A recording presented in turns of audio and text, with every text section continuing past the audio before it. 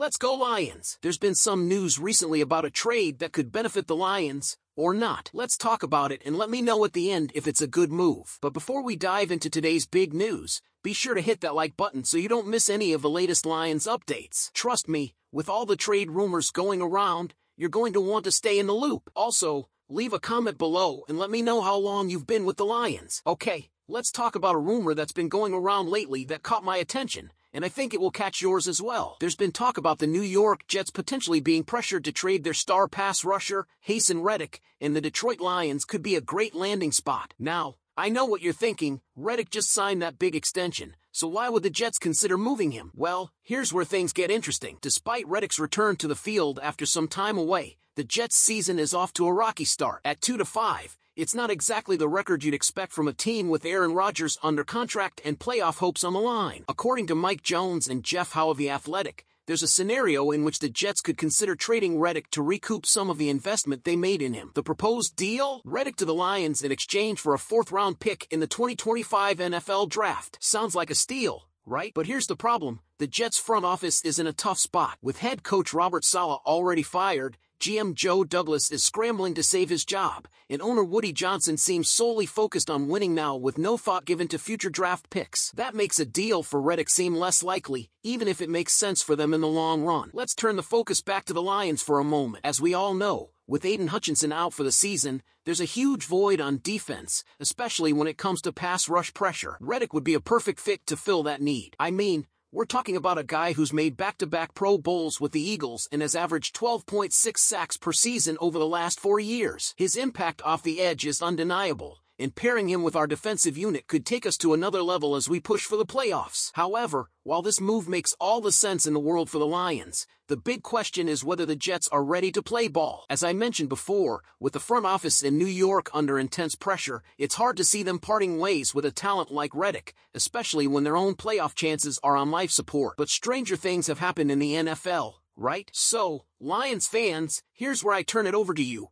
Should the Lions push hard for a Haason Reddick trade, even if it means giving up some draft capital? Do you think he's the missing piece to solidify our defense and keep us in the hunt for a deep playoff run? Or should we hold firm and focus on other positions of need? Okay, so let's break down the Lions' latest injury report as they prepare for Sunday. On Thursday, the Lions released their second injury report of the week, and overall, it doesn't look too bad. There's one major injury note to keep an eye on, and a few key players who are making full recoveries. First, let's talk about Josh Paschal. He's missed 2 straight practices now due to an illness, which is something to monitor. Head coach Dan Campbell is expected to give an update on Paschal's status on Friday, but right now, his availability for Sunday seems a bit questionable. Paschal's absence could be a blow to our defensive line rotation, but hopefully it's just a short-term setback. Now for some good news. Taylor Decker, Graham Glasgow, Levi Onwuzurike, and Frank Ragnow all had days left on Wednesday, but returned to full participation on Thursday. That's exactly what we wanted to see, especially with Decker and Ragnow, who are absolute pillars of our offensive line. Their presence on the field is critical as we approach what is sure to be a physical game against the Titans. Another important update.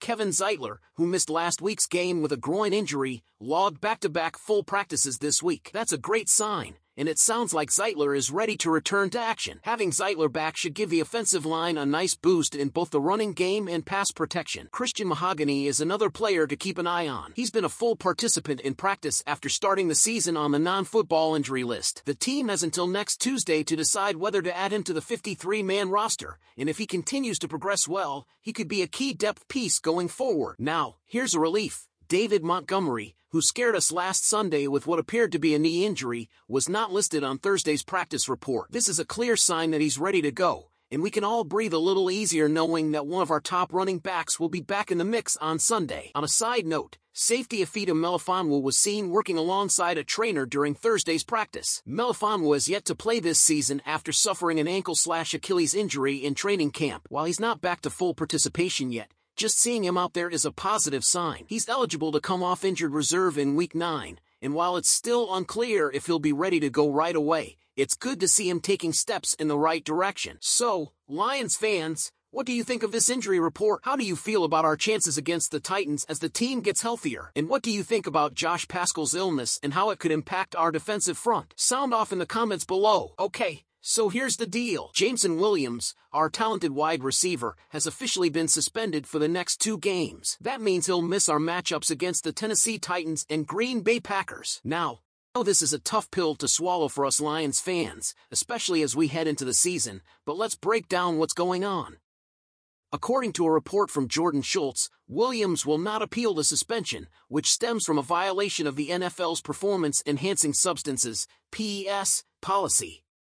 The exact details behind the violation aren't entirely clear, but the NFL has made the suspension official. The important thing here is that Williams has addressed the situation, and his response is both surprising and candid. In a statement shared by his agent, Williams expressed confusion about how he violated league rules. He was clear that he doesn't take supplements, vitamins, or even over-the-counter medications lightly. Here's part of his statement. The news came as a complete surprise that I'm still trying to wrap my head around. I don't take any supplements or vitamins, and I'm extremely cautious about even taking over-the-counter medications. At no point have I taken anything in an attempt to cheat or seek an unfair advantage. I understand that I am responsible for everything that goes into my body, and I have to take responsibility in this instance.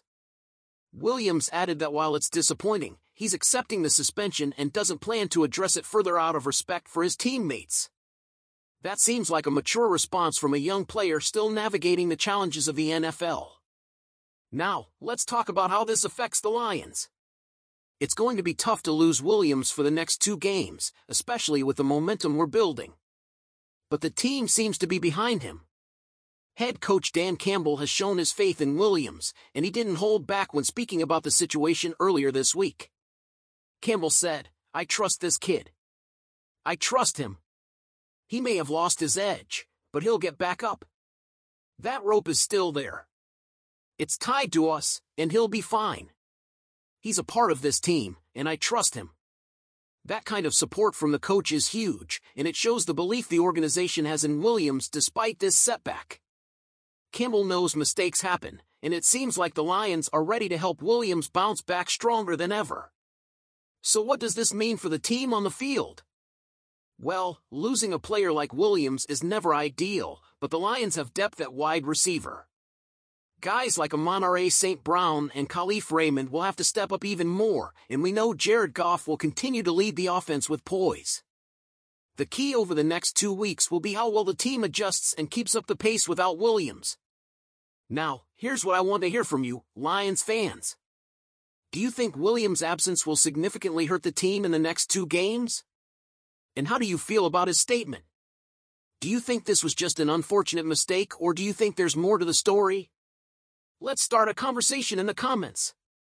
Before you go, be sure to like this video, subscribe to the channel, and hit that notification bell so you never miss an update. We have some big games coming up, and we'll be here every step of the way to break it down for you. Thanks for watching, and as always, go Lions!